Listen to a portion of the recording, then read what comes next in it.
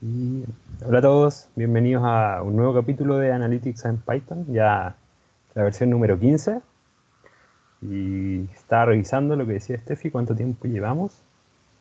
Llevamos desde septiembre del 2019 haciendo estos eventos prácticamente todos los meses, con algunos meses de vacaciones. Y ya estamos en el número 15. Bueno, ¿y cuál es el cronograma? Primero, unas pequeñas actualizaciones del Meetup. Después 40 minutos de la primera charla, que van a ser 30 minutos y 10 minutos de pregunta y respuesta, un break. Y la siguiente charla, que no son 30 minutos, 40 minutos y después 10 minutos de Q&A. Y después vamos a hacerlo. ¿Ya?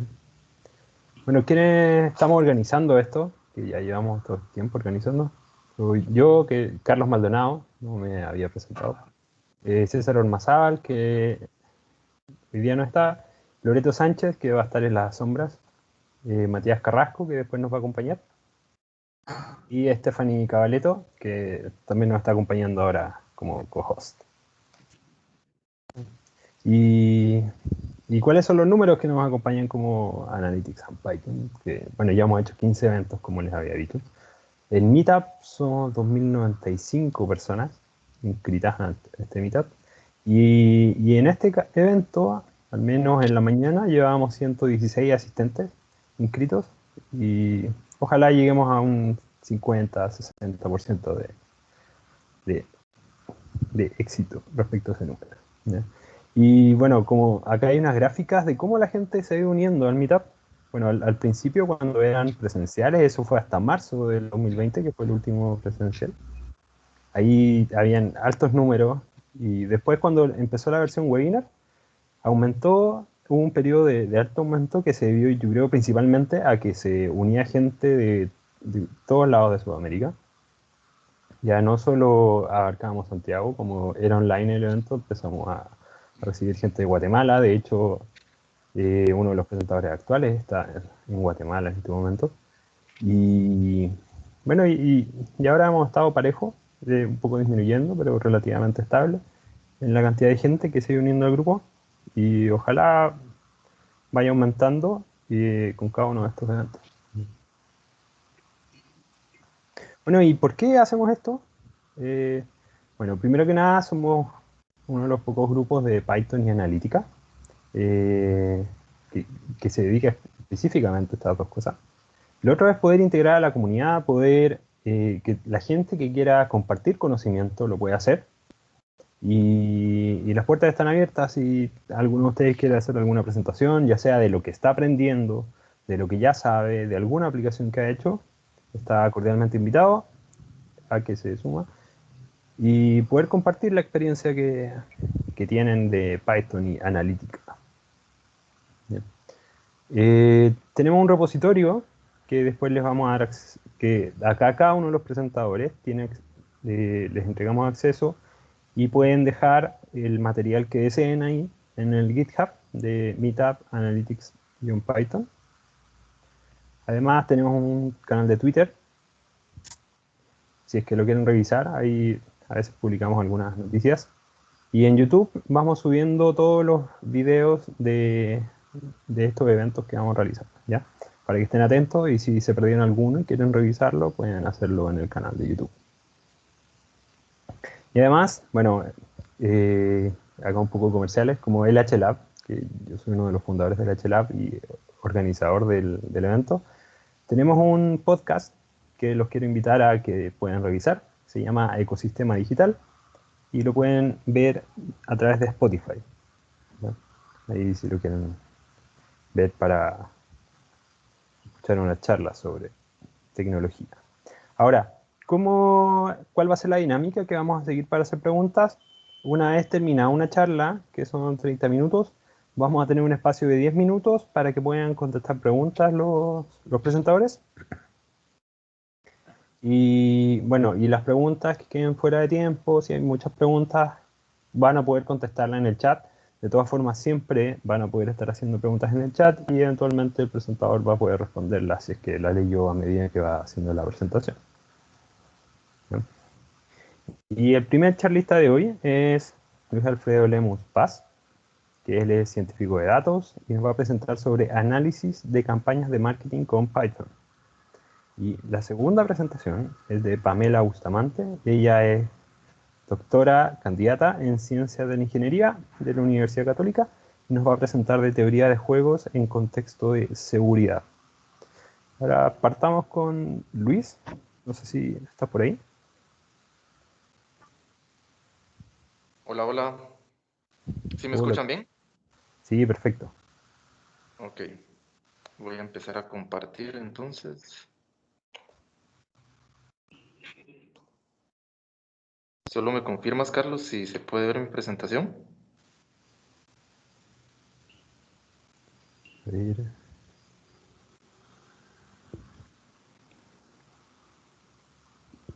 No, Todavía. todavía no. Todavía no. Denme un minuto. Tiene que pasar por la TAM. ¿Cómo es este fin? Él está hablando desde Guatemala, Sí. Sí, entonces tiene que pasar por toda la TAM. Sí. Ya. creo que Ahí. ahí ya se puede ver. Sí, perfecto. Ok. Muchas gracias, Carlos. Muchas gracias a todos y pues la verdad muy agradecido con la oportunidad para poder presentar y para poder compartir estos conocimientos. Yo creo que eh, he logrado seguir a esta comunidad durante varios meses, he visto varios capítulos y creo que la mecánica que se utiliza en esta comunidad creo que es bastante interesante y el hecho de crear esa comunidad creo que ayuda mucho a que nos aportemos valor entre todos y también descubramos nuevos campos de conocimiento. Entonces, el tema que les voy a presentar se llama análisis de campañas de marketing con Python. Eh, Hace varios meses me topé con que existe una oportunidad dentro de la analítica para poder aplicarlo a los análisis o aplicarlo a las campañas de marketing. Pero antes de empezar, quisiera presentarme para que me conozcan, como decía Carlos, y por cierto, gracias por la oportunidad de poder presentar, Carlos, y bastante agradecido.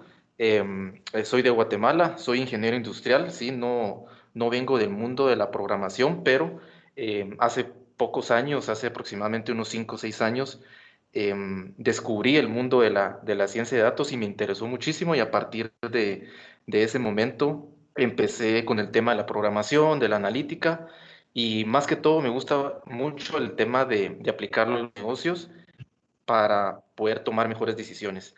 Em, Me gusta la idea de poder utilizar esta herramienta poderosa para aplicarlo en los negocios y tomar mejores decisiones. Creo que con la analítica podemos hacer de este mundo un mundo mejor. Dentro de la formación académica, pues tengo un posgrado en BI y Data Science, una certificación en Data Scientist y Data Mining aquí en Guatemala. Precisamente César Ormazábal fue uno de mis catedráticos en una de las certificaciones y pues a partir de ese momento seguí con la formación y pues me interesé mucho con este tema y lo seguí practicando, cursos en línea, literatura, textos para poder seguir practicando y creo que en realidad es un campo bastante amplio y bastante interesante. Soy creador de contenido también, tengo una comunidad o un canal dentro de YouTube, este canal se llama Escuela de Valles y aquí comparto conocimiento relacionado con estadística y con ciencia de datos. Creo que el tema de la curva de aprendizaje de los científicos de datos es bastante extensa y, y creo que esa primera etapa puede llegar a ser muy complicada porque uno necesita pues conocimientos estadísticos, matemáticos y también si uno viene de campos que no son específicamente de la programación, el inicio de esta disciplina puede ser bastante complicado. Entonces, pues le dedico tiempo para poder crear este contenido relacionado con estadística y ciencia de datos, subirlo al canal y, y pues para aquellas personas que están empezando con toda esta disciplina, pues pueden ir al canal y tengo ahí varios cursos o varias listas de reproducción en donde pues hay una estructura para poder empezar con esta disciplina. También actualmente estoy trabajando en un proyecto que utiliza analítica para poder ofrecer soluciones a desarrolladores e inversionistas inmobiliarios. Esta es una Este es un proyecto que estoy trabajando desde hace aproximadamente 2 años, en donde pues estoy tratando de poderle ofrecer una solución a los desarrolladores inmobiliarios al momento de que desarrollen un proyecto, porque necesitan información para tomar decisiones. Tienen un terreno en cualquier lugar dentro dentro de cierto sector geográfico, y para poder saber qué construir se necesita información y data para tomar decisiones. Entonces estoy trabajando en ese proyecto. Está en etapa ahorita de validación en el mercado, y próximamente pues se desarrollará, o estoy trabajando también en el Business Model Canvas o el modelo de negocios para poder desarrollarlo. Eso es un poco de mí. Como les comentaba hace varios meses, me topé con que existe una oportunidad de combinar la ciencia de datos, también la disciplina de Machine Learning con el marketing. Y resulta que pues estas dos disciplinas han ido en constante crecimiento, y al momento de combinarlas, pues esto es una bomba. En realidad, y no solo con la pandemia pues pudimos ver también cómo han cambiado algunas modalidades o formas de interactuar, de socializar y todo. Pero ya desde antes de la pandemia, pues ya se veía una tendencia en temas de marketing digital, y con la pandemia se acrecentó aún más. Y uno de los factores importantes dentro del marketing digital es que se tienen datos. Y al momento de que se tienen datos, como muchos sabemos acá, tenemos una gran oportunidad para poder explotarlos y convertirlos en información, y esa información para poder tomar buenas decisiones. Creo que esta información, pues ya muchos la conocen, pero creo que no está de más para, para mencionarlo y tenerlo como un preámbulo. La charla se va a dividir en dos grandes partes. Voy a hablarles un poco sobre teoría aplicable, para después conectar esa teoría con la aplicabilidad, y lo vamos a ver en Python, cómo vamos a utilizar esta teoría para poder analizar una campaña de marketing. Sabemos que en los últimos meses específicamente, pero también en los últimos años, ha habido un crecimiento en la digitalización de los datos. Hay más disponibilidad de datos. También existe una tendencia en cuanto a que los costos de almacenamiento y procesamiento de datos han ido bajando, y eso pues nos permite o nos abre la puerta para una oportunidad para poder aprovecharlos al máximo. Las empresas ahora pueden analizar grandes volúmenes de datos a través de técnicas de data science para crear modelos complejos, ya sea de modelos estadísticos o modelos de machine learning, realizar análisis avanzados y también obtener información valiosa del consumidor con mayor precisión. Si nosotros combinamos estas dos tendencias, lo que es la ciencia de datos y también el marketing digital, podemos tener resultados verdaderamente impresionantes, como por ejemplo, cuando nosotros lanzamos alguna campaña en redes sociales, y no solamente en redes sociales, si nosotros logramos encontrar alguna forma de recopilar datos a través de una campaña de marketing tradicional, también se puede aplicar. No quiere decir que eso no sea el caso, pero podemos entender el impacto de las estrategias de marketing. También podemos entender el comportamiento de los clientes, podemos comprender la interacción que tienen los clientes con los productos, también podemos predecir el comportamiento de los clientes, y me detengo acá porque dentro de este resultado de combinar estas dos disciplinas, lo vamos a ver en vivo aquí al final de la charla, y con eso vamos a cerrar cómo podemos desarrollar un modelo estadístico o un modelo de predictividad para poder estimar la probabilidad de que un cliente pueda aceptar nuestra oferta de una campaña de marketing. Entonces, creo que eh, por eso mismo también me llama mucho la atención cómo podemos combinar estas dos disciplinas, porque considero que se puede aprovechar muy bien y se pueden obtener muy buenos resultados. También, al combinar estas dos disciplinas, podemos mejorar el costo por adquisición y también las tasas de conversión. Cuando nosotros lanzamos una campaña de marketing, pues espera que tengamos una tasa de conversión, es decir, del 100% de la gente que recibe nuestra campaña, esperamos que un porcentaje lo más alto posible acepte nuestra oferta y también adquiramos ese cliente. Entonces, también este tipo de términos o conceptos dentro del marketing lo vamos a unir y lo vamos a conectar con la práctica más adelante dentro de un ejemplo específico en Python. Algunos indicadores de desempeño en el marketing para los que no estamos específicamente en este mundo. Hay varios indicadores que los debemos de conocer como de preámbulo para que al momento de que nosotros hagamos un análisis los podamos aplicar. Por ejemplo, ingresos por venta en realidad son términos bastante simples, son básicos pero muy útiles y que si nosotros no estamos dentro de este mundo va a ser muy complicado que los conozcamos. Entonces, por ejemplo, tenemos este que es ingresos por venta, porque sabemos que el objetivo de cualquier campaña de marketing es generar ingresos. Y en algunas ocasiones va a ser importante que nosotros identifiquemos los volúmenes de venta que provienen de los diferentes canales publicitarios, por email, por marketing, por televisión, Facebook, Instagram. Si se dan cuenta, aquí hay una combinación entre marketing tradicional y también marketing digital. Entonces, esto pues es algo que se valora mucho dentro del marketing. Otro término que es muy utilizado también es el costo por adquisición. Y este término se refiere a, eh, prácticamente muestra el costo de adquirir un cliente a través de las campañas de marketing. Obviamente esto no es gratuito, hay que invertir para poder lanzar estas campañas de marketing y se hace una comparación entre lo que se invierte y el retorno que nosotros tenemos al momento de que lancemos una campaña de marketing. De forma intuitiva sabemos que un CPA alto significa que es muy costoso adquirir un nuevo cliente, mientras que un CPA bajo significa lo contrario. Es importante comparar este indicador con los niveles de venta para poder determinar la rentabilidad de las campañas.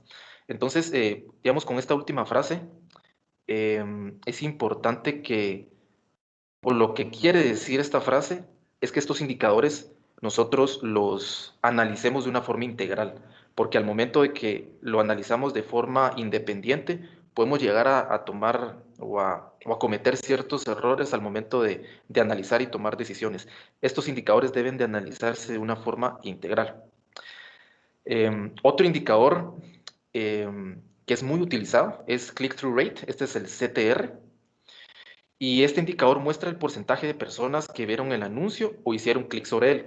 Cuando nosotros lanzamos una campaña de marketing, los objetivos pueden llegar a ser diferentes. Puede ser que la campaña sea para que promovamos la venta de algún producto o algún servicio que nosotros querramos ofrecer, o que simplemente querramos aumentar el tráfico de entre una página de internet que nosotros tengamos o algún canal o simplemente aumentar el tráfico digital.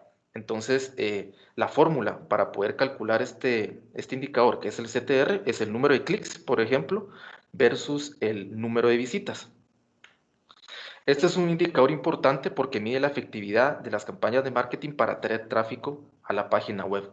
Y por último, tenemos la tasa de conversión. Este sí lo vamos a utilizar específicamente en la parte práctica.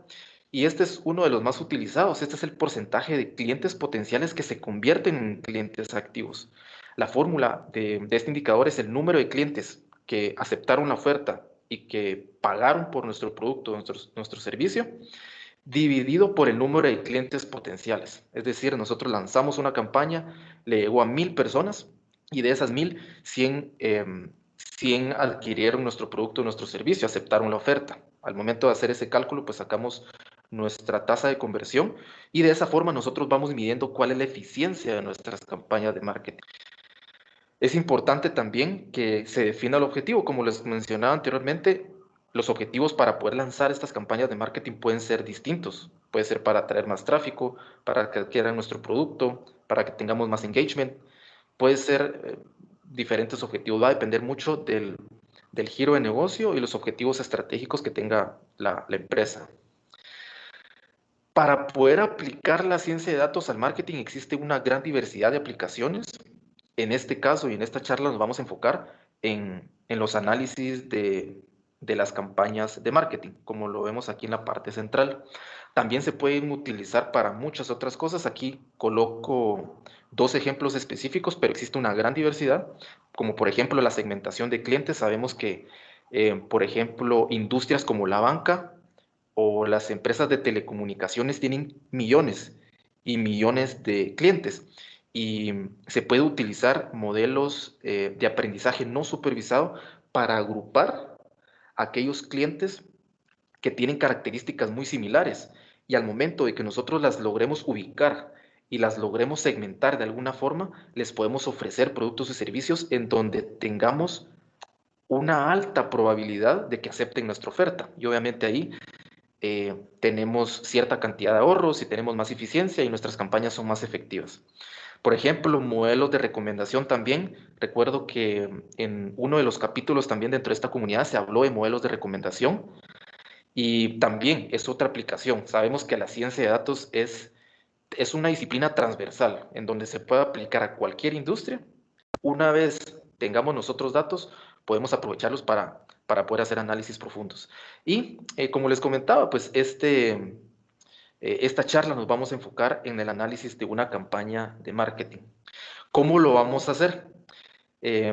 Antes de entrar a Python, voy a explicarles exactamente qué vamos a hacer. Primero, vamos a importar un dataset. El dataset pues ya está importado. Yo les voy a mostrar cómo está el código fuente. Y este dataset o este conjunto de datos fue extraído de la plataforma de Kaggle. Y este dataset es una recopilación de datos de clientes que estuvieron expuestos a una campaña de marketing. Cuando nosotros importemos este dataset, vamos a realizarle un análisis descriptivo. Este análisis descriptivo son cálculos estadísticos básicos para poder responder a preguntas de negocio.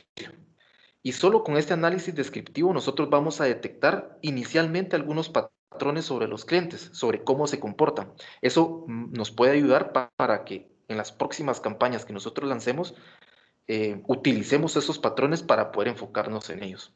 Posteriormente vamos a hacer un análisis exploratorio. Este es análisis un poquito más avanzado, en donde vamos a realizar un análisis estadístico para encontrar las características más importantes de los clientes.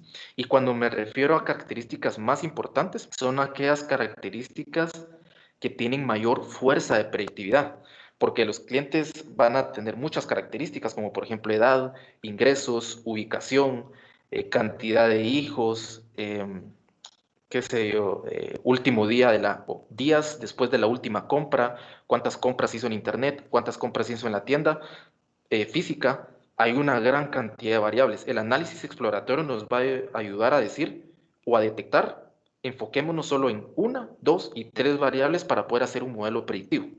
Y por último, nos vamos al análisis más avanzado, que es el análisis predictivo, en donde vamos a diseñar un modelo predictivo para encontrar los tipos de clientes que tienen más probabilidades de que compren nuestros productos. Y por último, vamos a hacer una interpretación de resultados en donde vamos a definir exactamente cuáles son los tipos de clientes que debemos enfocarnos para las próximas campañas. Entonces, brevemente les comento que el dataset aquí lo pueden ubicar en la plataforma de Kaggle. Si ustedes colocan Data Marketing y le dan Enter, el primer dataset que ustedes ubican o que les aparece dentro de la búsqueda es el dataset que vamos a utilizar. Entonces, por ejemplo, aquí hay una breve descripción de cuál es el dataset. Y si ustedes quieren jugar con él o quieren hacer el análisis, pues ustedes aquí lo pueden ubicar. Y de igual forma, el código fuente va a estar en mi repositorio. Entiendo también que va a estar dentro de la comunidad. Entonces, creo que no hay problema con eso. Vamos a empezar entonces con el análisis y les voy a explicar al inicio de qué se trata el dataset. Aquí tengo un pequeño índice de cuáles van a ser las partes que vamos a ver. Por ejemplo, las primeras 1, 2, 3, 4 títulos es puro análisis descriptivo y por último nos vamos a ir con el modelo predictivo. Para poderles explicar de qué se trata el dataset, pues aquí lo tenemos, como lo pueden ver. Aquí tenemos la parte superior del dataset en donde vemos el año de nacimiento de los clientes a los que les llegó la campaña de marketing, el tipo de educación que tienen, el estado civil, los ingresos, si tienen niños dentro o hijos dentro de la casa o adolescentes, por ejemplo, días después de la última compra, cantidad de vino que ellos consumen, cantidad de frutas, cantidad de productos, etcétera, etcétera. También son varias características que tienen todos los clientes. Y uno de las variables más importantes son las que vemos acá. Resulta que estos 2.200 clientes, porque son 2.200, y aquí lo podemos ver, son 2.240 clientes, recibieron 6 campañas de marketing. Y dentro de estas 2.240 personas, unos aceptaron la oferta en la primera campaña, otros aceptaron la oferta en la segunda, otros en la tercera, otros en la cuarta, en la quinta, en la sexta, otros no aceptaron la oferta en ninguna campaña y otros aceptaron la oferta en distintas campañas. Entonces, el objetivo de analizar este dataset es encontrar cuál es ese patrón y cuáles son esas características a las que debemos enfocarnos para que las próximas campañas nos ubiquemos ahí, y obviamente eso va a tener ciertos beneficios económicos para las campañas de marketing. Una de las preguntas, o por lo menos el análisis, en realidad se puede hacer desde diferentes puntos de vista. Cuando ustedes, si están bastante interesados en hacer este tipo de análisis, pues ustedes van a llegar a hacer otros análisis de diferentes perspectivas. La que hice yo en esta ocasión fue crear 2 datasets. Del dataset general, creé 2 datasets en donde coloqué a las personas que aceptaron la oferta en la primera campaña y los que aceptaron la oferta en la última campaña. Y me planteé varias preguntas de negocio, como por ejemplo, ¿quiénes son más jóvenes? ¿Los que aceptaron la oferta en la primera campaña o los que la aceptaron en la última? Resulta que acá pues no existe una diferencia significativa, pero los que compraron en la última campaña son más jóvenes. Y aquí podemos ver, el promedio fue en 1968 y otro en 1969. No hay una diferencia significativa. Otra pregunta de negocio que me hice fue qué cantidad de niños tienen en casa los 2 grupos de clientes. Y resulta que los clientes que respondieron en la primera campaña tienen menos niños en casa que el otro grupo de clientes. Por ejemplo, también tenemos acá quienes consumen más vino. Resulta que los clientes que respondieron en la primera campaña consumen más vino que el otro grupo de clientes. Por ejemplo, si nos detenemos en esta pregunta de negocio, ¿qué decisión nosotros podríamos tomar para la próxima campaña?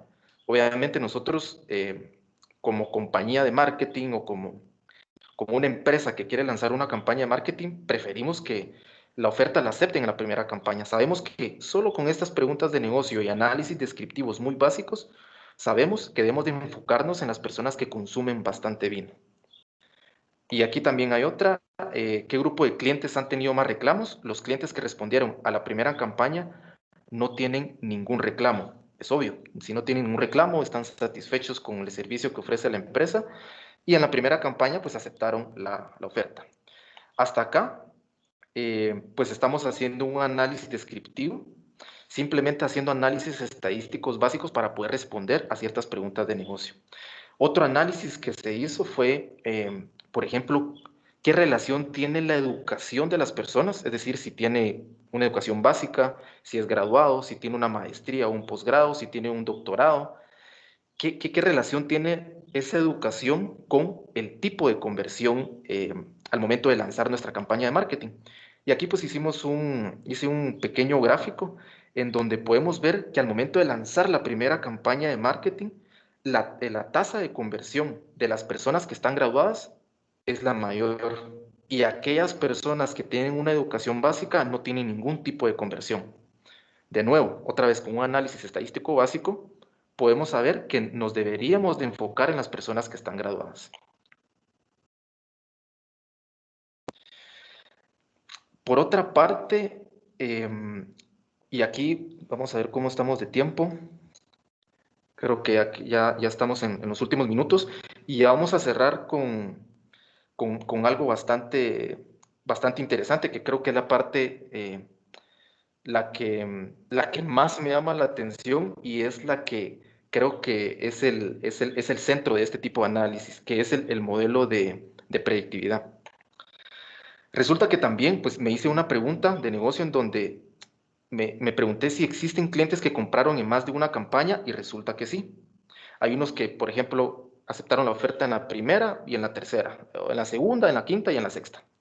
Entonces, el objetivo del modelo de recomendación el modelo de predictividad es saber qué probabilidad cuáles son las características a las que debemos de enfocarnos con los clientes para poder lanzar campañas de marketing y que tengamos una mayor eficiencia. Para eso utilizamos un modelo de árboles de decisión, que es el que vamos a ver por acá. Pero antes de entrar al modelo de árboles de decisión, utilicé una librería que se llama Stats Models, es la que vemos por acá, para poder determinar cuáles son las variables más importantes o las que tienen una mayor fuerza de predictividad, ¿sí? Porque recordemos que acá, les voy a mostrar esto que está acá. Este es el dataset original, pero yo le agregué una columna que se llama Engage. Y los resultados, ya sea es 0 o es 1. 0 quiere decir que aceptó la oferta en cualquier campaña. 1 es si la aceptó en cualquier campaña, o 0 si no la aceptó en ninguna campaña. Yo lo que quiero saber es si el cliente compró o no compró y cuáles son las características de los que sí compraron. Y para eso seleccioné las variables que eran cuantitativas, como por ejemplo niños dentro de la casa, adolescentes dentro de la casa, días después de la última compra, cantidad de vino que consumen, cantidad de frutas, etcétera, etcétera. También reclamos, y aquí están todas las variables. Hay un estadístico que se llama P, el estadístico P, que nos dice que si el valor de P de estas variables está por debajo del 0.05, quiere decir que esa variable sí tiene mucha fuerza de predictividad y tiene una relación directa con la variable de salida. ¿Cuál es la variable de salida? Es si el cliente tiene altas probabilidades de que compre o de que acepte o no acepte la oferta a raíz de nuestra campaña de marketing.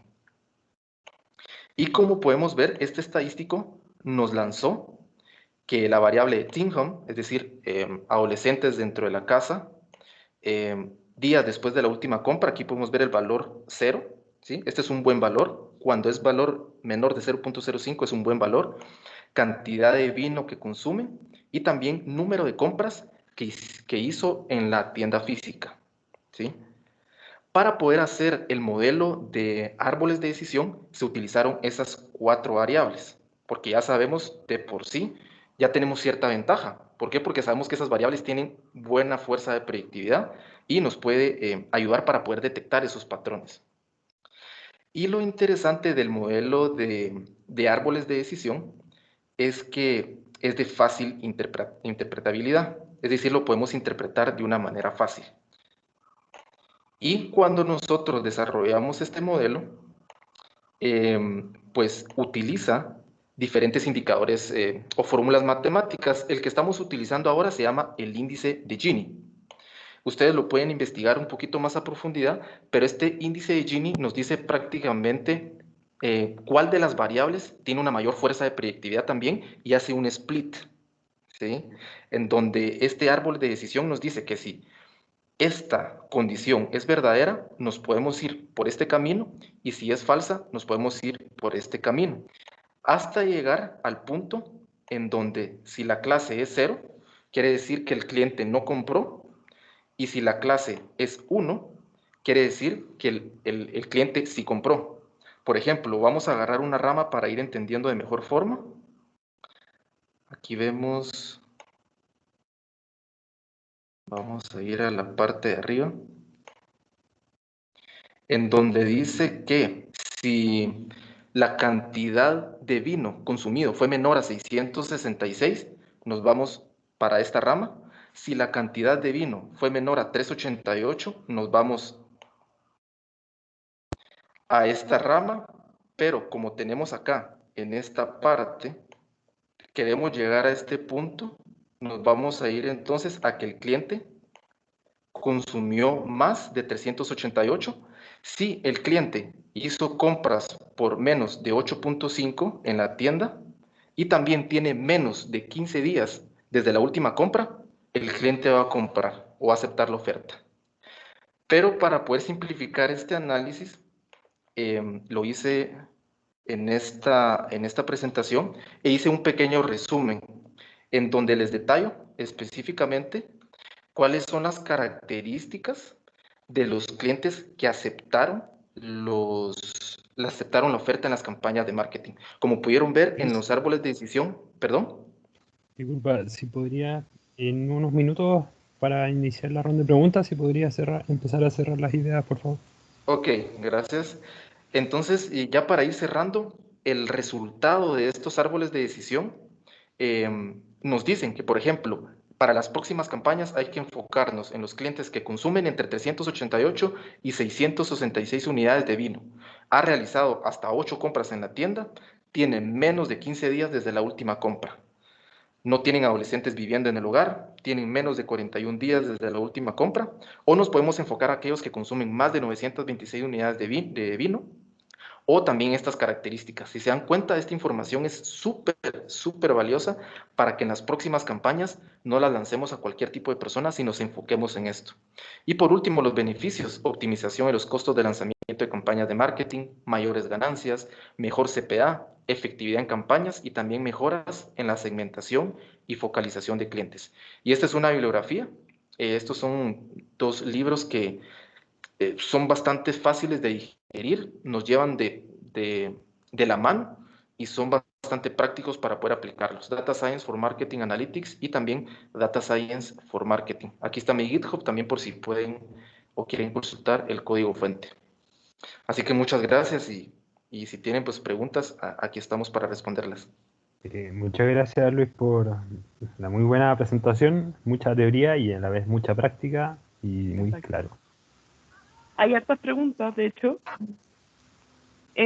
Sobre todo al principio, cuando estaba hablando del tema de las definiciones de los indicadores para medir campañas, Edwin Kirre, perdona si lo pronuncio mal, decía, ¿cómo podría aumentar la cantidad de transacciones y el monto promedio en mi campaña?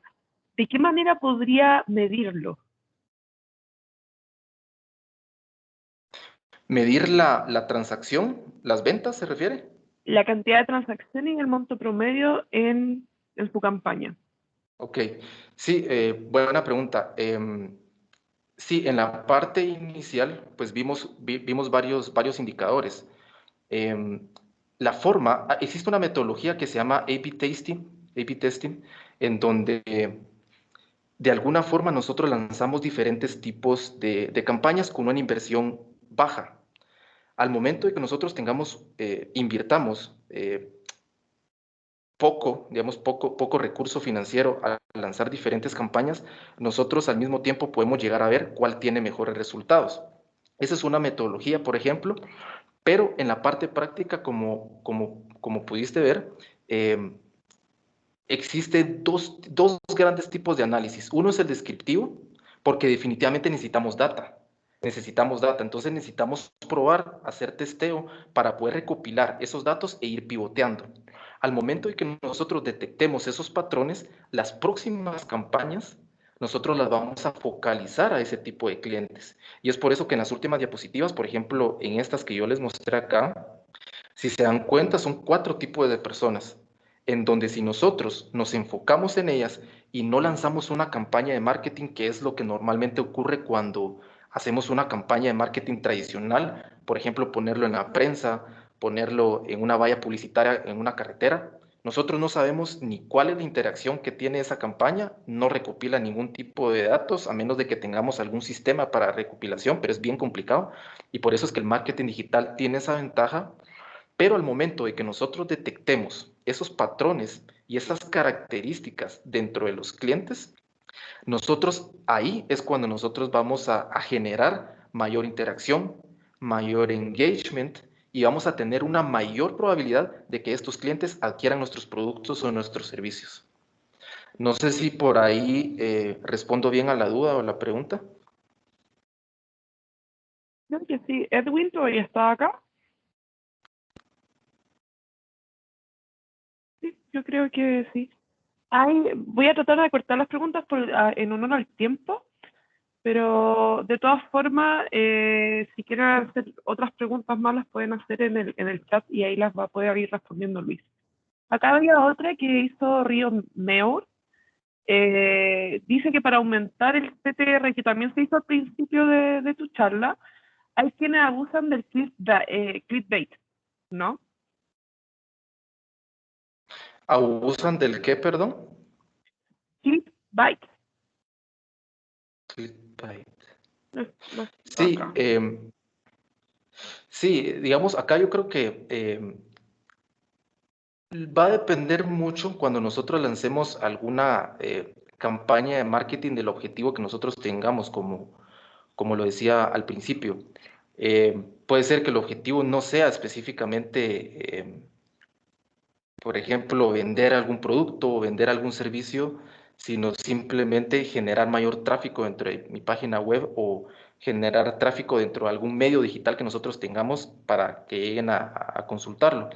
Entonces, creo que caemos al punto también en donde cuáles son las características que nosotros vamos a detectar, a ubicar y vamos a determinar para poder saber exactamente cuál es el, el objetivo que nosotros queremos lograr con nuestra campaña de marketing. Y sí, creo que puede haber un abuso en ese sentido, pero creo que este tipo de analítica nos permite pues tomar ese tipo de decisiones y conocer exactamente si vamos a tener una alta probabilidad de que el cliente tenga un engagement con nuestro producto o servicio. Perfecto. Y una última pregunta que tiene relación con el ejemplo en CCB. Decía Río Meor, disculpa por pronunciarlo mal. ¿Será que los datos del punto CSV de ejemplo, como ingreso anual, los maneja una empresa que realiza marketing digital hacia ellos? Sí, me voy a ir al dataset y aquí les muestro. Dice el contexto, este dataset fue dado a estudiantes para su proyecto final en una maestría de Business Analytics. Esto puede ser utilizado para análisis exploratorio, para análisis estadístico y visualización. Para más guía específica, cómo utilizar, se puede ver acá. Bueno, en realidad este dataset no dice específicamente de dónde se obtuvo, pero sí fue específicamente para poder hacer, como decía acá, un análisis estadístico, un análisis exploratorio, y pues de alguna forma ellos obtuvieron este tipo de datos. No se desconoce cómo lo obtuvieron, pero este es digamos, el contexto del cual se obtuvo este dataset. Perfecto. Bueno, chicos, si tienen más preguntas, por ejemplo, aquí Río también hizo otra pregunta. ¿Puedes irte, por favor, como al chat para continuar con la charla, Luis? Y de verdad, muchas gracias. Fue súper buena tu charla y súper explicativa. Te lo agradecemos. Muchas gracias. Muchas gracias a ustedes y feliz tarde. Muchas gracias. Muchas gracias, Luis. Buenísima la presentación. Ahora viene un break que Matías. Sí. Sí, está. Sí, ¿se ve mi pantalla? Perfecto. Ya, genial. Bueno, este es un break, así que pueden aprovechar de ir a tomar agua, ir al baño si es que lo desean. Si es que no, quedémonos un poco hablando, haciendo alguna digresión, unos 5 minutitos, 10 minutitos, para luego ya venir con la siguiente charla. Bueno, y la verdad es que para los que ya nos conocen ya, o ya al menos tuvieron la oportunidad de acompañarnos físicamente cuando estábamos en las dependencias de Microsoft, generar el break nosotros lo tomamos como en ese tiempo como un espacio para compartir y comer pizza y también discutir acerca de las charlas que nos presentaban. Y la verdad es que en particular este break, yo quería hablar un poco de alguna digresión que tuve sobre alguna anécdota que tuve hace un par de días, y es que la verdad es que tuve la necesidad eh, de volver a revisar un código Python que hice hace mucho tiempo, desde más o menos el principio de que yo empecé a aprender este código, este lenguaje de programación. Y la verdad es que cuando yo lo vi, literalmente lo vi y dije, oye, este es un desastre, no entiendo nada de lo que hice en esta época. Y, y la verdad es que no sabía qué es lo que necesitaba buscar, no sabía cómo poder yo volver a entender lo que hice en esa época. Entonces yo en realidad me sentí como un poco como este meme, que voy a revisar obviamente este código antiguo y no me acuerdo en realidad qué rayos hice. Y por eso también me surgió la idea de poder también comunicarles la importancia de poder documentar bien un código de Python cuando yo lo estoy realizando. La verdad es que el creador de Python, Guido van Rossum, nos dice que en realidad en general el código es más leído que escrito. Entonces, como es más leído que escrito, uno siempre tiene que preguntarse, ok, si es más leído que escrito, entonces este código va dirigido a ciertas audiencias, o sea, va a haber gente que lo va a leer con alguna u otro propósito. Y en este sentido, la gente que propone, los desarrolladores en particular, propone que en realidad nosotros tenemos en general dos audiencias, que es primero los usuarios, quienes van a ser los que van a usar nuestro código por alguna función, algún objetivo en particular, y van a ser otros audiencia que va a estar determinada por otros desarrolladores que van a intentar revisar nuestro código o complementarlo o también mantenerlo. Entonces, en ese sentido, la importancia de documentar nuestro código radica en que en realidad esta documentación nos va a ayudar primero a identificar y corregir errores, nos va a ayudar también a que este código sea mucho más legible, mucho más entendible. Vamos también a poder mantener cuál va a ser el objetivo de lo que nosotros pudimos o quisimos al menos desarrollar al momento de empezar a codear. Y también, y era en mi caso, poder también facilitar la reutilización del código en algún evento posterior. Entonces, en realidad también Daniel Procida, que era, al menos en su época, fue vicepresidente de Django, nos decía que en realidad no importa tanto qué tan bueno sea tu software, porque si esa documentación que viene acompañada no es tan buena, entonces en realidad la gente no lo va a entender y tampoco lo va a usar. Entonces la primera diferencia que yo quiero hacer es que por un lado nosotros podemos documentar código y por otro lado nosotros podemos comentar código. Nosotros vamos a entender como comentar código es como tratar de describir un poco el código que yo estoy haciendo para que otros desarrolladores, para que otros mantenedores también puedan entender lo que yo estoy tratando de hacer. Y eso obviamente me va a ayudar a que ellos puedan entender mucho mejor lo que yo estoy tratando de hacer y cómo lo estoy tratando de hacer. Y por otro lado, la documentación tiene que, o tiene como objetivo poder describir un poco qué yo lo que traté de hacer y qué es lo que va a salir detrás de todo esto de mi código. Y cuáles van a ser las funcionalidades más importantes. Entonces, por un lado, para comentar el código, ¿para qué nos van a servir entonces estos tipos de comentarios que yo voy a poder hacer? Primero voy a poder hacer una planificación de mi código. Voy a poder decir, ok, esta parte está pensada, por ejemplo, para armar, no sé, al menos una base de datos, y esta otra parte es para poder usar la información de esa base de datos y así poder sacar algún insight. También este tipo de comentarios me permite describir qué es lo que yo estoy tratando de hacer con alguna, por ejemplo, alguna función. Poder definir qué es lo que yo estaba pensando al momento de escribir esa función y qué es lo que yo quería que saliese de esa función o que me retornara. Me va a poder permitir o crear algunas categorías dentro de mi código. Por ejemplo, yo voy a poder definir, ok, en estas funciones de acá me falta crear ciertas variables, me falta a lo mejor implementar ciertos algoritmos, o por ejemplo, y muchas veces al menos a mí me pasó, vamos a poder crear una función y vamos a poder decir, sabes que esta función en realidad no está haciendo lo que yo quiero que haga, entonces le voy a poner un comentario que al menos esta parte que está acá es necesario poder arreglarla. Y algunos otros consejos también ligados a lo que es comentar el código. Primero, y aunque suene súper obvio, también algunas veces suele pasar que el comentario que nosotros tengamos que hacer esté en cercanía sobre el código que nosotros necesitamos describir. No nos sirve de nada hacer un comentario al principio del código sobre una función que está a la mitad o al final. También hay que tratar de que este código sea súper simple en sentido de formato, es decir, yo no voy a tratar de meter alguna tabla dentro de los comentarios, algún carácter raro ASCII que impida tampoco la fácil lectura del que va a venir a leer mi código.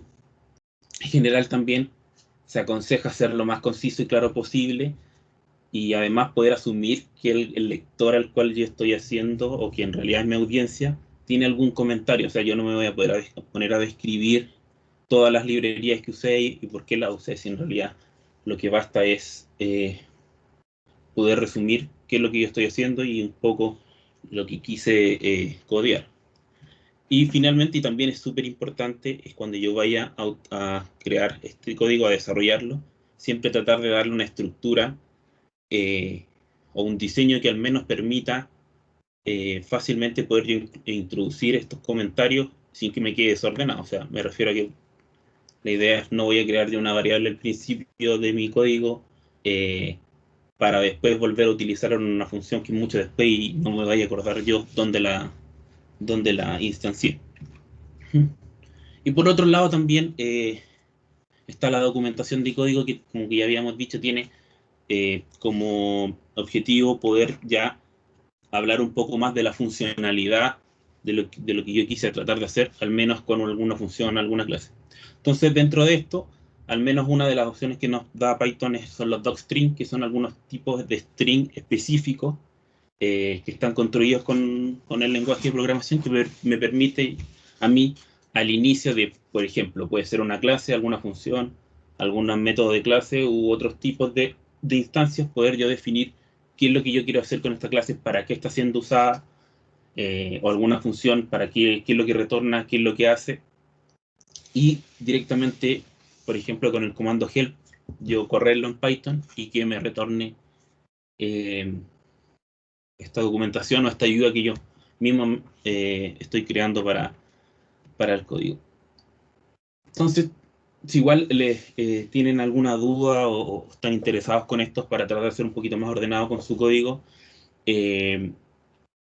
hay un artículo en Real Python que tiene un poco más o menos de lo que yo hablé, más otras cosas que son un poco más específicas, que también les aconsejo que les den una vuelta. Y si ya quieren ver directamente algunos videos, yo encontré al menos dos. Primero era de Daniel Procida, que era el vicepresidente de Django en esa época, de la PyCon 2016, que habla también de documentación. Y otro video de Eric Holscher, también de la PyCon 2016, que hablaba también de documentación y también hablaba de la herramienta de Stings. Así que también esos recursos se los recomiendo. También esta presentación también la vamos a subir al GitHub del Meetup, para que también, si es que tienen alguna duda o quieren revisarlo, si están interesados, lo pueden revisar y lo pueden echar una mirada. Así que eso.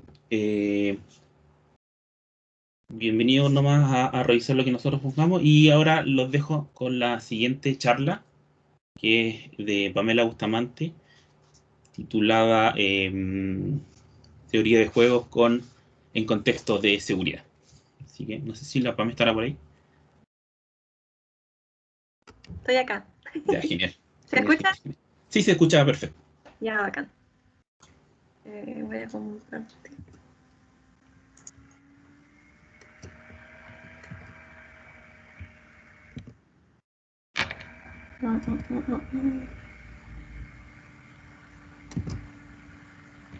Ya.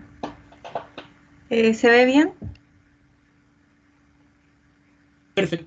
Ya bacán. Bueno, entonces sí, muchas gracias por esta oportunidad de estar acá en este meetup. Mi nombre es Pamela Bustamante y claro, como decía el presentador, mi tema se llama Teoría de juego en contextos de seguridad. Entonces este tema nace en un contexto de mi tesis de doctorado. Yo actualmente soy doctora candidata en Ciencias de la Ingeniería de la Pontificia Universidad Católica de Chile. Y bueno, previamente yo hice un magíster en Ingeniería Industrial y estudié Ingeniería Civil Industrial en la Universidad del Biobío. Bueno, entonces ahí les dejé un par de cositas por si es que me quieren contactar al correo. Mi correo es pbustamante@uc.cl. También ahí está mi página personal y también está mi GitHub, en donde ahí igual voy a dejar un par de códigos. Bueno, entonces sí, esta presentación está basada en Python, pero yo debo reconocer que, claro, hay otros lenguajes que igual me llaman la atención, entre ellos, obviamente Python sí, pero también está Julia, que es un lenguaje parecido a Python y es súper rápido. Y también está C++. Yo siento que Julia es medio desconocido, así que aprovecho de hacer como una publicidad un poco traicionera. Pero bueno, si quieren aprender de Julia, igual es súper buena. Ahí está un manual que bueno, le tengo mucho cariño porque yo lo traduje. Es uno de los primeros manuales en español de Julia, así que bueno, si quieren ahí pueden verlo. Bueno, entonces el código de la presentación de hoy día está basado en Python con una librería que se llama Simplex, y es este link que está ahí, que yo espero poder entregarles de alguna manera al finalizar la presentación.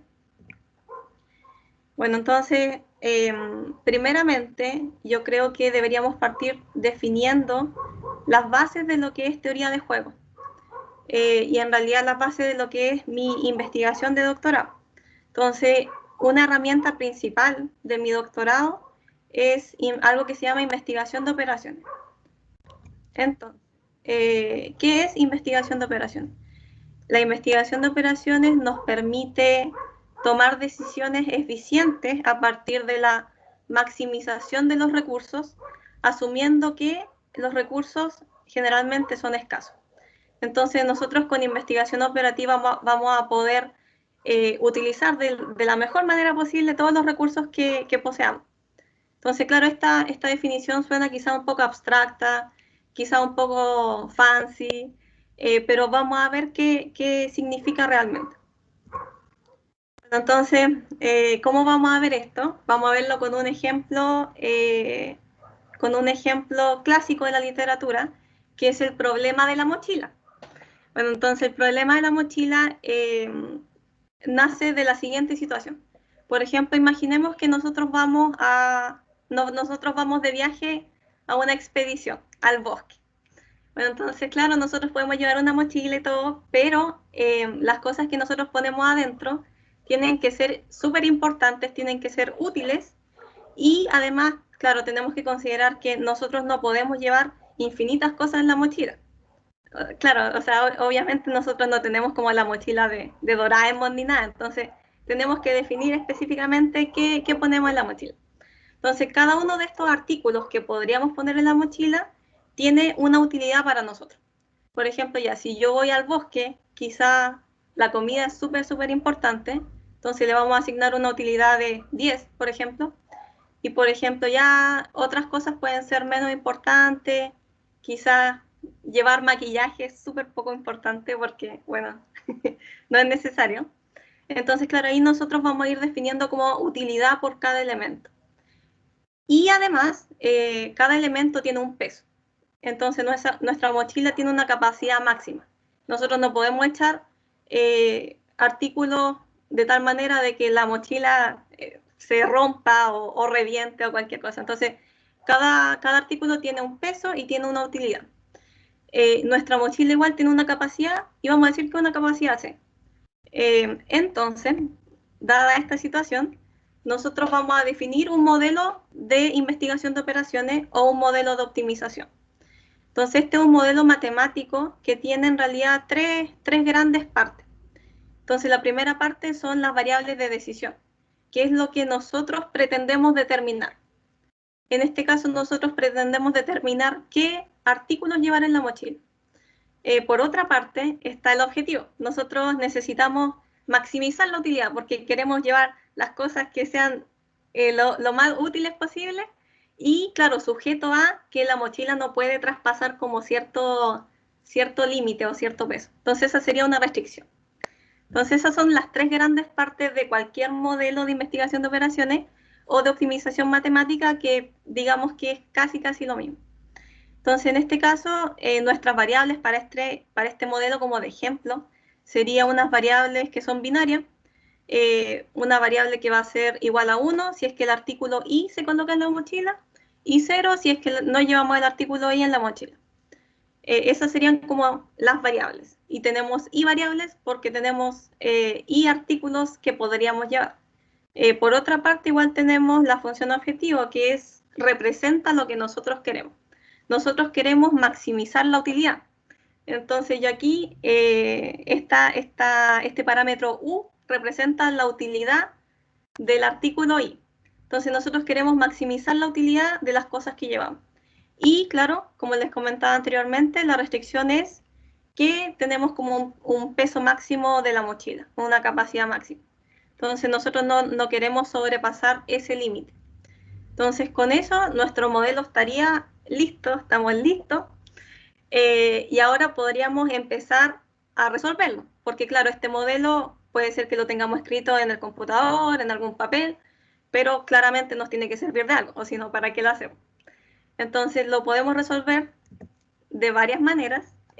Una manera es resolverlo de manera manual, así como ya ecuación por ecuación, haciendo como ciertas cosas. Esto claramente, como ustedes pueden imaginarse, es súper lento. Igual es un poco tedioso. La verdad es que a mí no me gusta. Esa es una forma, y eso se llama simplex. Otra forma es como visualizándolo, así como dibujando ciertas cosas y como visualizando el gráfico. Es igual, es como medio complicado de hacer porque uno tiene que hacer el gráfico, todo, entonces no tiene sentido. Lo que sí tiene sentido para nosotros, que tenemos quizás no tanto tiempo, es resolverlo con librerías de Python, en este caso. Y estas librerías se llaman, bueno, en realidad son solvers. Un solver es algo que nos permite resolver este tipo de modelos matemáticos. Y solvers hay muchos.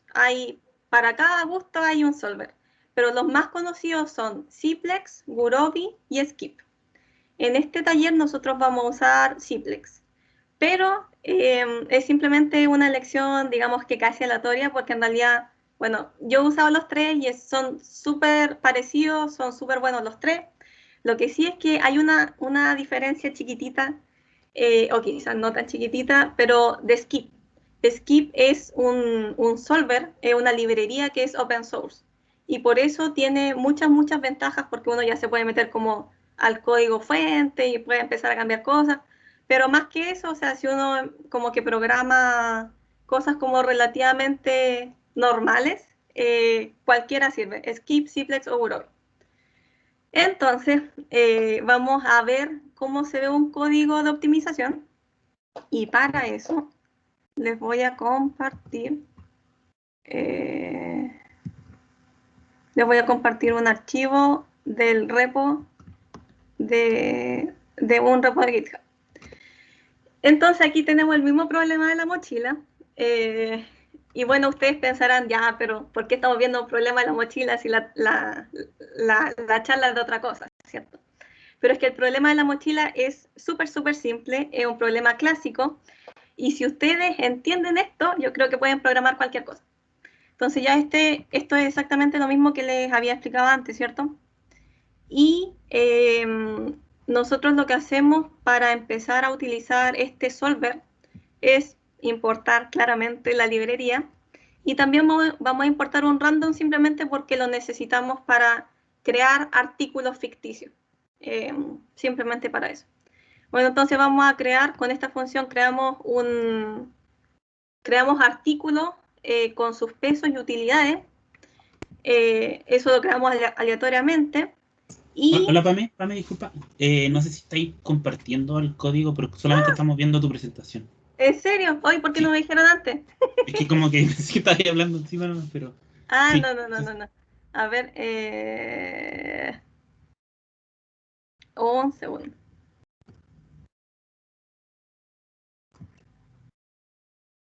Entonces ahora supongo que tiene más sentido. Ahora sí.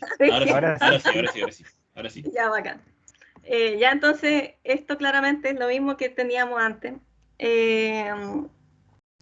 Y aquí yo hago como importo las librerías que necesitamos, que son Simplex y un random. Posteriormente, nosotros tenemos una función para generar peso y utilidades de los artículos. Eso es simplemente como generar una instancia de artículo. Y aquí viene lo importante, creo yo. Entonces, con esto nosotros definimos un modelo. Esto siempre se hace. Obviamente aquí pueden ponerle cualquier nombre, ¿cierto? Aquí se definen variables, la función objetivo, y aquí se definen las restricciones. Entonces aquí están los tres elementos que nosotros veíamos y que siempre se van a repetir en todos los modelos de optimización. Entonces aquí nosotros generamos una instancia, llamamos la función y todo, y dice que nosotros solamente necesitamos... ¿Qué cosa? ¿Cómo funciona el tuyo para acá? Bueno, supongo que era otra cosa. Bueno, entonces aquí, a partir del código, nosotros podemos saber que tenemos que llevar el artículo 9, el artículo 6, el artículo 7 y el artículo 2, porque esas son las variables binarias que tienen valor 1. Y esa era como la breve introducción a Simplex. Yo sé que quizás no tenemos tanto tiempo como para explicar todo a detalle, pero traté de ser como, al menos en la explicación aquí escrita, traté de ser como lo más detallada posible. Así que yo creo que a partir de este código se puede programar cualquier cosa. La verdad es que el resto de cosas siempre es muy parecido. Así que, habiendo dicho eso, voy a seguir con la presentación. Y ahora no me voy a equivocar de nuevo y voy a... Ahí deberían estar viendo la presentación.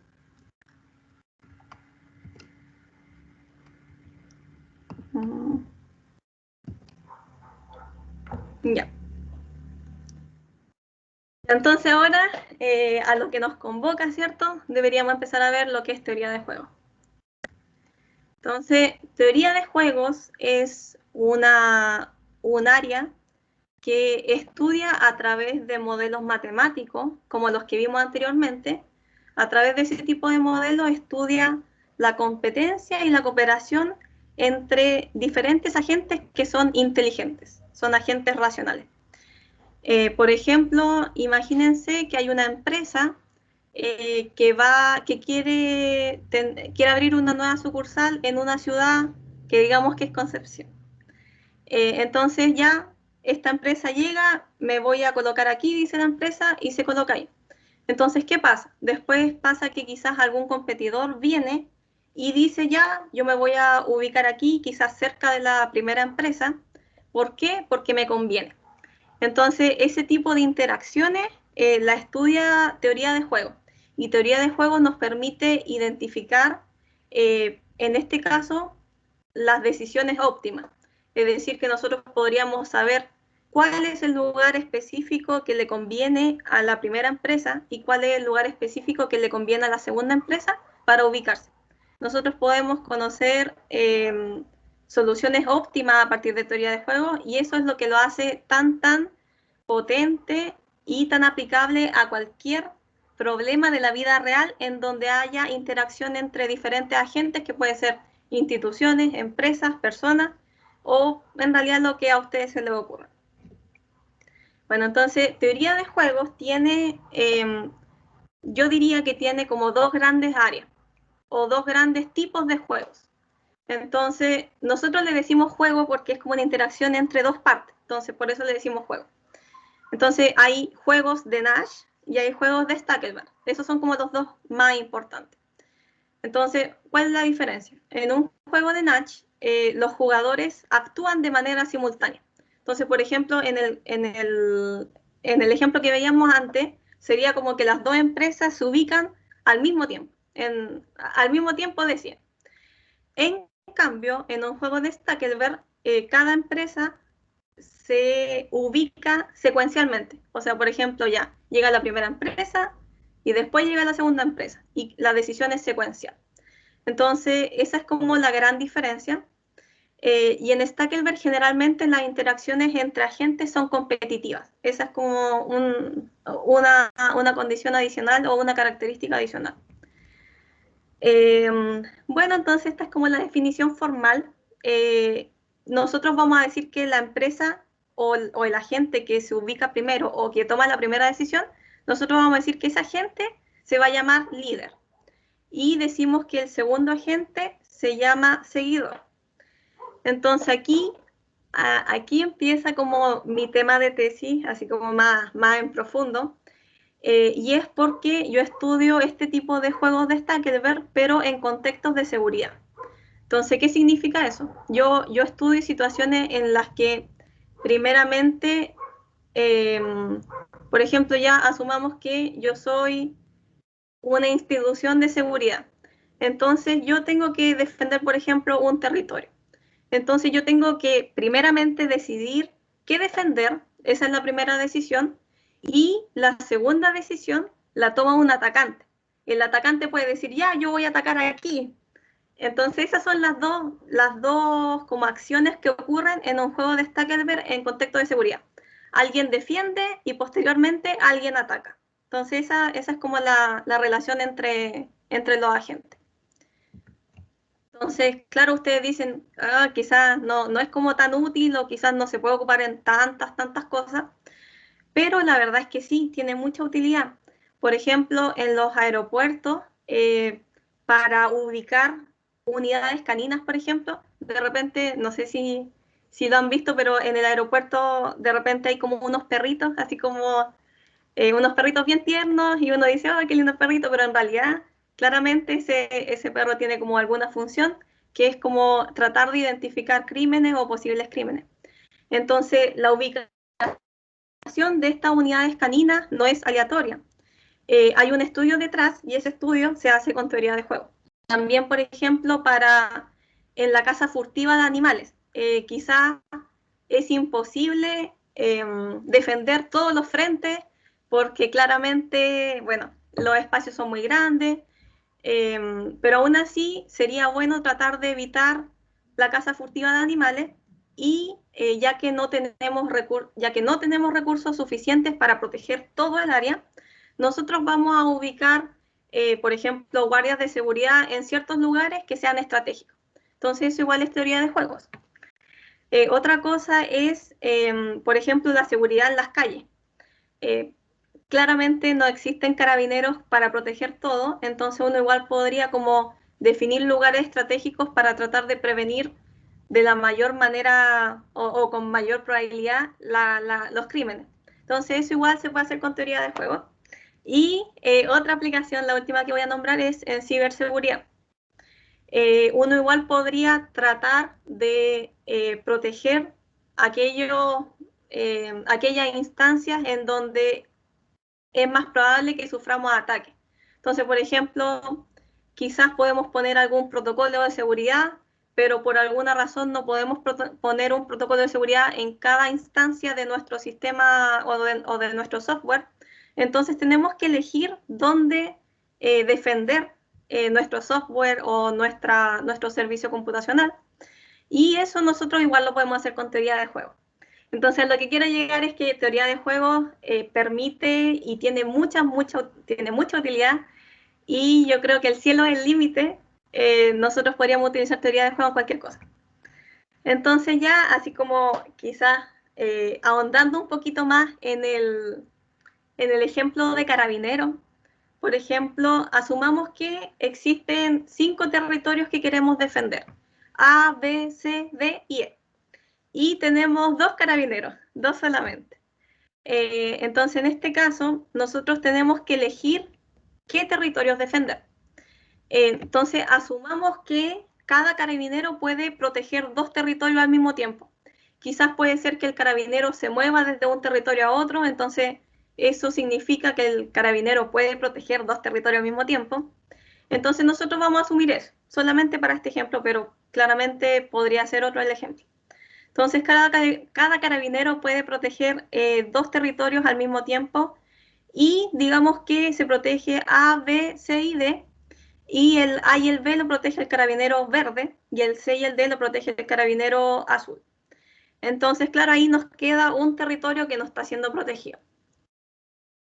Entonces, claro, esa era una combinación posible, pero si ustedes, bueno, claramente nosotros podemos saber o podemos intuir que hay muchas otras estrategias posibles.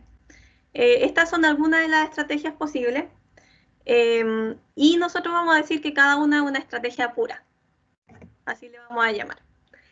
Entonces, ¿qué es lo que pasa? En este tipo de juegos nosotros asumimos que el atacante, que es aquel que quiere perjudicarnos, nosotros asumimos que el atacante es inteligente. No es un atacante cualquiera, un atacante racional, y que sabe lo que está haciendo. Es bueno en su trabajo. Bueno, entonces, este atacante, al ser inteligente, puede observar nuestra estrategia. Entonces, quizás nosotros podemos proteger siempre los mismos territorios, pero el atacante se va a dar cuenta y va a decir, entonces mejor ataco E, que en este caso era el territorio que no estaba siendo protegido. Entonces, claramente nosotros no queremos que pase esto, nosotros queremos hacer estrategias de defensa que sean útiles, que sean eficientes y que no sea una estrategia por hacerla nomás, sino que sea algo que realmente sirva.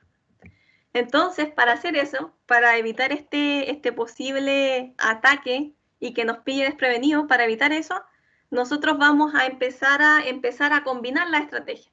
Por ejemplo, de lunes y martes voy a actuar con la estrategia pura 1. De miércoles a viernes voy a hacer la estrategia pura 2. Y así, nosotros vamos a ir definiendo como una distribución de probabilidad de estrategia. Entonces, ¿esto es para qué es? Para que el atacante no esté tan seguro de dónde nosotros realmente vamos a defender. Entonces, en este caso, el atacante, por ejemplo, elige atacar C.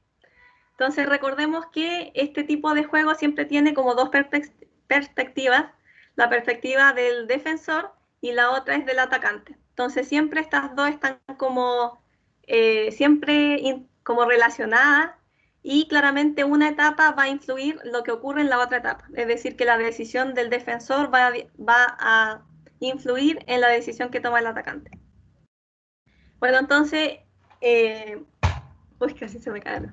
Bueno, entonces, ahora lo que nosotros queremos hacer es encontrar una solución óptima a este problema. Entonces, ¿qué significa una solución óptima? Una solución óptima puede significar muchas cosas. Y no solamente lo digo como algo que se puede entender de diferentes maneras, sino que en optimización o en investigación de operaciones, en teoría de juego en particular, lo que significa actuar de manera óptima puede depender de lo que nosotros queramos. Entonces, en este tipo de juego, en mi tesis, yo estoy asumiendo que nuestra solución óptima es algo que se llama el Strong-Stackelberg Equilibrium. Entonces, este equilibrio significa que tanto defensor como seguidor actúan de manera óptima. Y además, si es que ocurre algún empate, nosotros asumimos que siempre se va a tratar de favorecer al primer agente. Bueno, esa es como algo quizás extra y quizás no tan importante, pero sí puede ser interesante saber que hay diferentes formas de definir lo que es óptimo. Entonces, ahora tiene sentido lo que les mostré anteriormente del problema de la mochila. Entonces, si ustedes se dan cuenta, nosotros aquí tenemos variables, tal como en el problema de la mochila, y también vamos a tener una función objetivo y restricciones.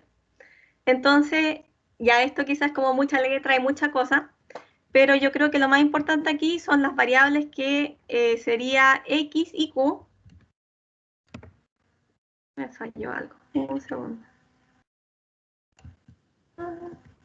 ¿Se escucha? ¿O perdí así como comunicación con todo? No, te Sí, sí se escuchamos. escucha. Ay, uy, perdón. Es Sí, que se cerré escucha. algo y yo dije, uff. Ya, bueno, entonces lo más importante aquí son las variables, que en este caso son variables X, Q, y una utilidad del líder y una utilidad del seguidor. Entonces, X representa la probabilidad de que el líder elija la estrategia pura I, que es como recordando la imagen esta que veíamos como de todas las estrategias juntas, como con probabilidades. Entonces, X representaría esa probabilidad y Q representa la probabilidad, pero ahora del seguidor, que es el segundo agente, en este caso el que ataca. Entonces, X está relacionado con el defensor y Q está relacionado con el atacante.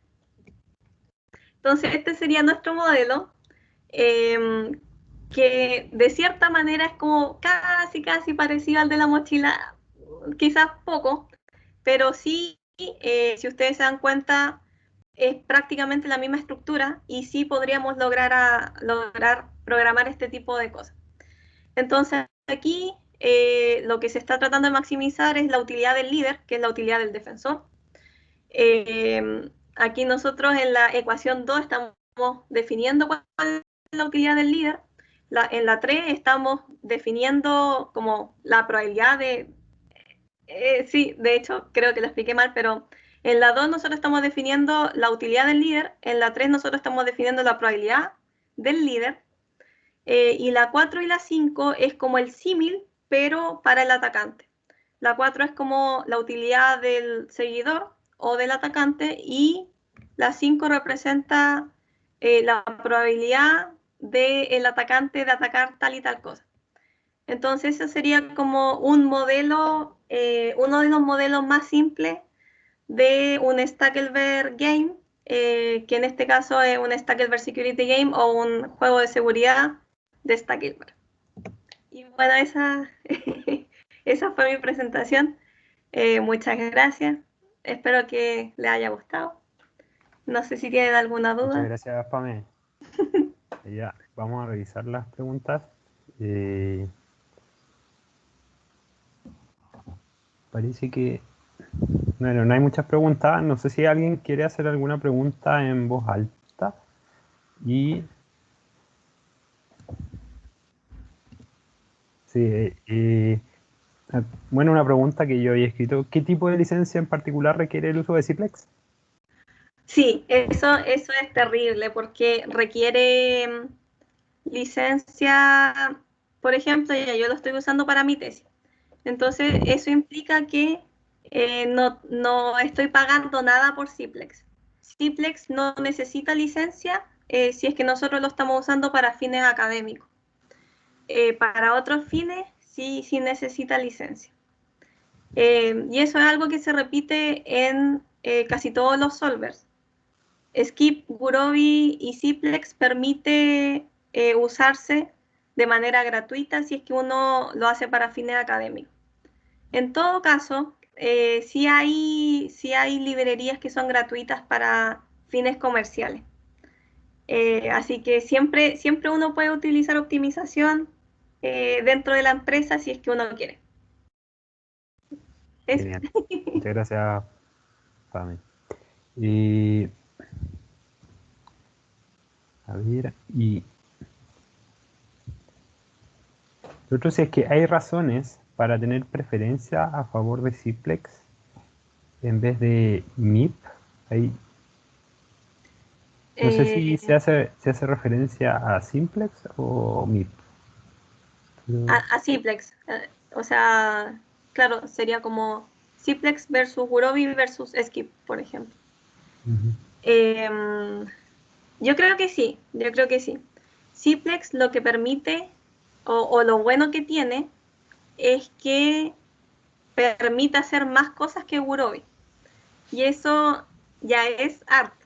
Gurobi permite hacer muchas cosas, pero Ciplex permite ir como un paso más allá, permite hacer cosas un poco más difíciles o un poco más personalizadas. Por ejemplo, en términos de eficiencia, quizás uno puede hacer como ciertas cosas en Ciplex que en Gurobi no se podría o que sería muy difícil. Ciplex y Gurobi generalmente ganan en tiempo o en eficiencia en relación a Skip, por ejemplo. Y eso es, al menos lo que yo creo, es porque Ciplex y Gurobi son empresas que reciben una cantidad inmensa de dinero, creo yo. Entonces, están como muy en ventaja en relación a Skip. Skip generalmente es como un poco más lento, pero claro, tiene la ventaja de que es open source y que se pueden hacer como cosas ya así como metiéndose al código de lleno. Pero Ciplex y Gurobi generalmente son como las opciones por defecto y en las que uno debería aprender a programar o a usar porque es más fácil. Genial. Y consulta, Skip es de código abierto, pero Sí. ¿se permite para el uso comercial, por ejemplo? No se permite. De hecho, o sea, siempre se permite, pero hay que pagar. Entonces, claro, los precios igual como son un poco altos quizás, entonces no sé si tiene tanto sentido. Pero sí hay otras librerías de optimización que permiten hacer optimización así dentro de la empresa. Entonces, ustedes quizás preguntarán cuál es, pero lo tengo en la punta de la lengua y quizás lo voy a recordar en unos 5 segundos más. Y ahora una de las personas que estaba haciendo la pregunta recién de cuál sería la preferencia de Ciplex, él recomendaba, no sé si Bert, ¿podrías explicarnos un poco si es que Pulp, has trabajado con sí, MIT? Pulp, sí. ¿Cómo? No, que la librería que es gratuita se llama Pulp. De hecho, Pulp es una opción y la otra opción es SciPy, que igual tiene una versión, o sea, tiene como un pequeño módulo de optimización. Sí, Ana, sí. Los resultados de la maximización entrega o nos permite saber la estrategia óptima y con qué frecuencia hacerla. Entonces, esa sería como el resultado que nosotros tenemos. Hay otra pregunta de Gabriel Álvarez que dice, ¿qué tan bueno es Python para programar en optimización frente a otros lenguajes? Bueno, lo genial de Python es que uno programa súper rápido, en el sentido de que quizá uno tiene una idea de algún modelo o de alguna cosa que queramos hacer y queremos programarlo y queremos ver si funciona rápido. Y ahí es súper bueno ocupar Python.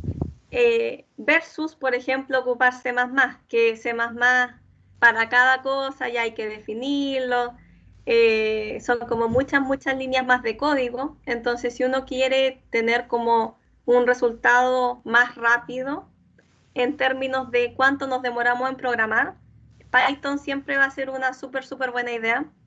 En términos de eficiencia, C++ generalmente le gana a Python en temas de optimización. Pero claro, si uno se demora tanto en programar, quizás como que pierde el sentido de hacer como un primer prototipo, como que no tiene mucho sentido hacerlo como en C++. Entonces, en ese caso, yo preferiría Python. Y de hecho, yo siempre ocupo Python y en ocasiones utilizaba Julia porque me permitía hacer como las cosas mucho más rápido. Entonces... Sí, y agregando un poco lo que decía Pamela, en particular las librerías de optimización como Ciplex, Gurobi, en general no están cuando tú programas en Python, tú estás usando una interfaz del programa. Y todos los binarios de Ciplex y de Gurobi vienen todos programados o en Fortran, o en C o en C++. Y eso es prácticamente el lenguaje de máquina, no es puro, pero es lo más eficiente que hay. Y tú estás usando una interfaz que se conecta a algo que es ultra eficiente. Claro. Sí. Ahora no sé si... Bueno, ahí Víctor envía la información de Pulp. No sé si hay otra pregunta. ¿Alguien quiere hacer alguna pregunta en voz alta? ¿Alguien tiene levantada la mano si quiere hablar?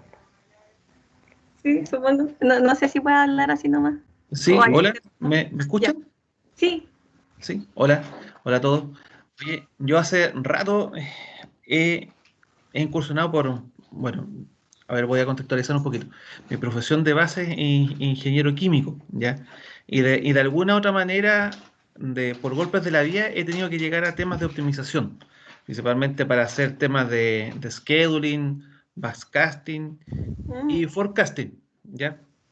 ¿Por qué? Porque hay un modelo de programación grande que es a través de programación lineal se nos fue restringido y hemos tenido que hacer estas cosas así al lote, pero en Excel.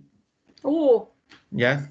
Pero Excel utilizando el solver con los modelos, con todo el solver que tiene, y de ahí he intentado personalmente incursionar hacia el solver programado en Visual, lo cual ha resultado bien tedioso y no funciona para muchas variables. Entonces, por eso ya finalmente me he estado metiendo en este tema y es primera vez que escucho un tema así formal de como lo que tú estás planteando, optimización usando Python. ¿Ya? Así que primero darte las gracias por ese lado. al hueso. La pregunta, oye, recomendaciones, tips, si uno quisiera hacer modelos de optimización usando las librerías en Python. Ya, a ver, primero decir que Excel es una súper buena herramienta para empezar, pero yo creo que, claro, de repente se queda corto y generalmente se queda corto. Entonces, sí o sí hay que tratar de empezar a programar como en Python o en C++, pero Python yo creo que es un buen inicio. Y siempre yo creo que Cplex, Gurobi, Skip, cualquiera de esas opciones, es siempre una súper buena forma de partir, porque las librerías son súper fáciles de usar y además tiene un alto grado de eficiencia, es súper rápido. Pero claro, como tú estás en una empresa, quizás Pulp igual es una súper buena opción. Pulp yo siento que es un poquito más difícil de usar, pero no mucho más. Y lo bueno es que siempre tiene como esa estructura de variables, función objetivo y restricciones, entonces como que uno no se puede perder. Lo difícil siempre es como pensar primeramente el modelo, que no sé si ustedes ya lo tienen como definido, quizás sí, porque si lo tenían en Excel, entonces me imagino que sí. Entonces ya esa primera etapa, que es la más difícil creo yo, ya está check. Entonces lo que ahora faltaría es programar. Pulp es una súper buena herramienta. Y siempre hay cosas de, por ejemplo, ya si uno se mete así como empapa con la cosa, siempre hay herramientas que permiten como tener un grado más de eficiencia. Entonces, por ejemplo, una de esas cosas es Branch and Cut, Branch and Price. Entonces, esas dos cosas quizás suenan como un poco lejanas y no se entiende mucho lo que es, pero sí, quizás no tengo como tanto tiempo para explicarlo, pero sí permite lograr una eficiencia increíble, sinceramente increíble. Por ejemplo, yo en mi trabajo de tesis de doctorado trabajo con instancias o con datos, con base de datos que tienen muchos datos. Entonces, claro, yo inicialmente partía como con modelos así nomás, programados así con la restricción, las variables y los objetivos, y hasta cierto punto es como un poquito lento. Si uno empieza a agregar estas herramientas que yo menciono, que es Branch and Cut y Branch and Price, se logra una eficiencia que es increíble. Yo me considero una fanática de Branch and Price y Branch and Cut, y al final lo que estamos haciendo en esos casos es que, por ejemplo, no sé si te has dado cuenta como en el Excel, resolviendo problemas, hay muchas variables que toman valor cero, o me imagino que hay muchas variables que toman valor cero. Entonces, la idea de Branch and Price es solamente considerar aquellas variables que nos importan en el problema y que son aquellas que tienen valor diferente de cero. Entonces, si uno hace Branch and Price, es simplemente como que achicamos el problema a full y nos quedamos solamente con lo importante. Y eso permite mucha eficiencia. Branch and Cut es prácticamente lo mismo, pero es como el símil con restricciones. Nosotros solamente usamos las restricciones que realmente nos sirven. Y eso es lo que hace Branch and Cut. Sí, quizás cuesta un poco como interiorizarse, pero una vez que uno ya está como metido en el tema, es súper fácil, porque todo se hace igual. De hecho, bueno, no sé quizás si te interesa, yo te puedo mostrar como un par de códigos que tienen Branch and Price y Branch and Cut, como para que se entienda un poco más lo que estoy diciendo. Pero yo creo que ese es como el objetivo, como usar optimización, pero usar optimización en Python y no en Excel, porque Excel es como muy lento. Usar optimización en Python y además quizá agregar una de estas herramientas que yo digo, si es que es necesario, o si no, no. Pero esa es como la idea. Ok, lo que mencionaste después como modelo de acelerador de la optimización, Sí. ¿cómo se escribe? ¿Branchas? Se escribe como branch, como de rama, branch, and cut, como de corte. Es como rama y corte. Okay. Ahí lo escribieron. Sí. Ya, perfecto. Y eso es súper eficiente. Yo creo que en optimización más eficiente que eso, difícil. Quizá uno podría hacer alguna especie de heurística, que es como una solución aproximada, pero soluciones exactas, Branch and Price y Branch and Cat, oh, lo mejor. la lleva. Así Ya, que, perfecto, súper. Ya, Y, vale, y Darko, muchas gracias. gracias por la pregunta. sí, Darko, muchas veces las librerías de optimización automáticamente, no sé si hacen en el branch and price, pero al menos pueden hacer el branch and cat de manera automática muchas veces. Así que no es para asustarse también el tema de los conceptos, porque es común que vengan incluidos y tú solo los activas. Ahora, si quieres hacer algo especial, ya habría que programarlo de manera especial, pero muchas veces es cosa de activarlo. Sí, Sí. eso también. Sí. Buen punto, se me olvidó decirlo, sí. Branch and Price generalmente como que no viene incluido, pero Branch and Cat sí. Y generalmente uno usa harto Branch and Cat en cualquier modelo, o en casi todos los modelos. Ok, listo. Muchas gracias. Espero que le haya ayudado también a parte del grupo la pregunta también. Gracias. Gracias a ti. Oye, Pame, Sí. que hoy día yo esperaba que nos mostrara un poco de PyLadies o algo así. Ah, sí. Buena acotación, Carlos. Iba para allá. Bueno, entonces, tema un poquito aparte. Nosotros con Carlos somos parte de una agrupación que se llama Python Chile, que reúne a todos los entusiastas de Python, generalmente de la comunidad hispana, ya sea de Chile o de cualquier otro país que hable español.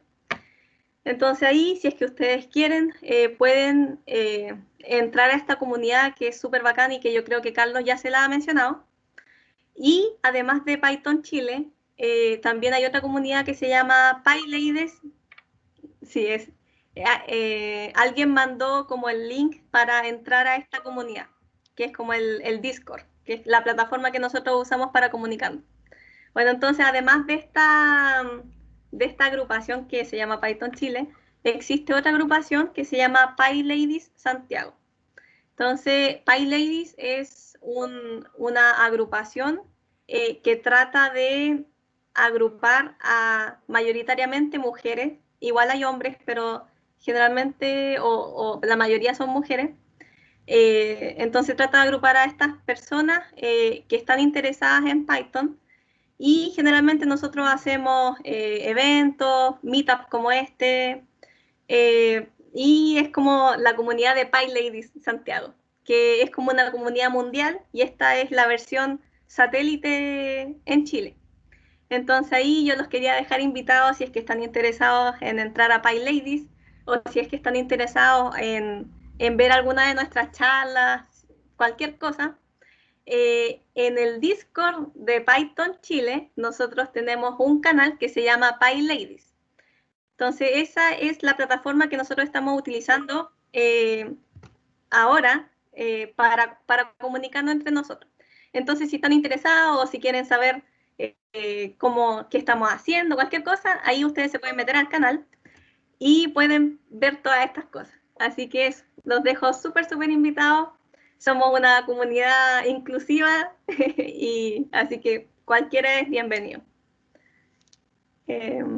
Ese fue mi pequeño anuncio y muchas gracias por venir y por escuchar todo esto. Muchas gracias, Pam. Estuvo buenísima la presentación de Luis también. Fue bacán que pudieran mostrar mucha teoría y a la vez poder aterrizarla al trabajo diario y que al final del día estar programando en Python. Y muy claras las dos presentaciones. Muchas gracias a todos los asistentes. Les vuelvo a hacer la invitación a que se unan al podcast de Ecosistema Digital por Spotify. Y nada, muchas gracias por estar presentes y nos vemos en el próximo Analytics and Python, que es el 5 de mayo de este año. Así que todos muy invitados y muchas gracias por existir. Gracias. Gracias Luis. Muchas gracias, Pamela. Gracias a ustedes. Chao. Gracias. Chao, chao. Gracias.